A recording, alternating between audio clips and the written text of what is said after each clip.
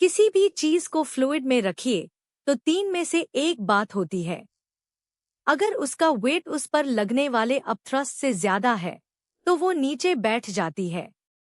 अगर wait upthrust से कम है तो वो ऊपर उठ आती है। और अगर वेट बिल्कुल अपथ्रस्ट के बराबर हो जाए तो वो तैरती रहती है, न नीचे जाती है न ऊपर। देखिए, तैरती हुई चीज का कुछ हिस्सा फ्लूइड के अंदर होता है और कुछ बाहर। सिर्फ उस डूबे हुए हिस्से पर लगने वाला अपथ्रस्ट उसका पूरा वेट संभाल लेता है। अब इसी बात को एक उसूल की शक्ल दीजिए। लकड़ी का ये टुकड़ा पानी पर तैर रहा है। जितना हिस्सा पानी के अंदर है उतना पानी इसने अपनी जगह से हटा दिया है।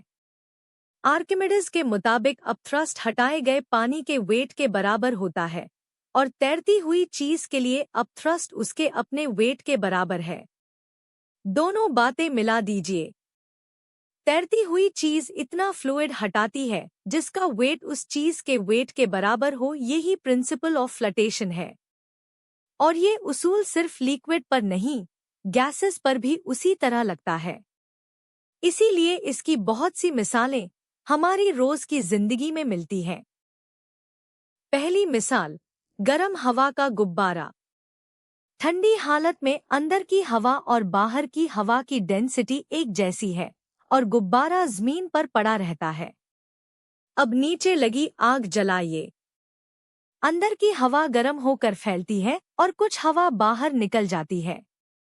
गौर कीजिए, उतनी ही जगह में अब हवा के ज़रे कम रह गए, यानी अंदर की डेंसिटी आसपास की हवा से कम हो गई। इससे गुब्बारे का कुल वेट घट जाता है, जबकि आसपास की हवा का अपथ्रस्ट वो ही रहता है। जैसे ही अपथ्रस्ट वेट से बड़ा हुआ, गुब्बारा उठने लगता है और बुलंदी को काबू करने के लिए गर्म हवा की मिकदार कम या ज्यादा की जाती है। दूसरी मिसाल, पानी पर तैरता लकड़ी का ब्लॉक।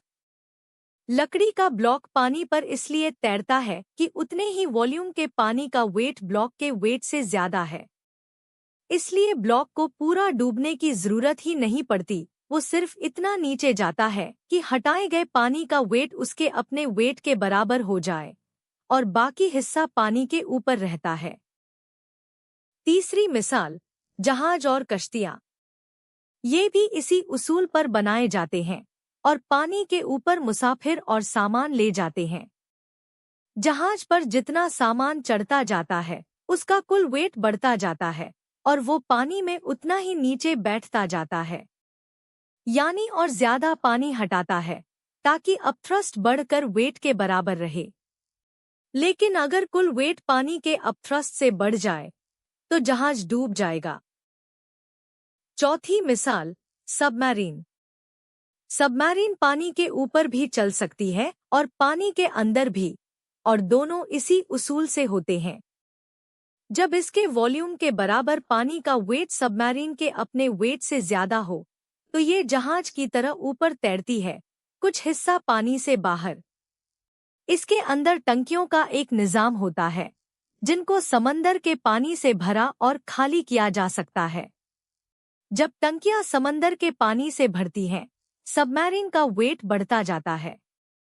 जैसे ही वेट अपथ्रस्ट से बढ़ा, ये पानी में उतर जाती है और अंदर ही रहती है और वापस ऊपर आने के लिए टंकियों को समंदर के पानी से खाली कर दिया जाता है।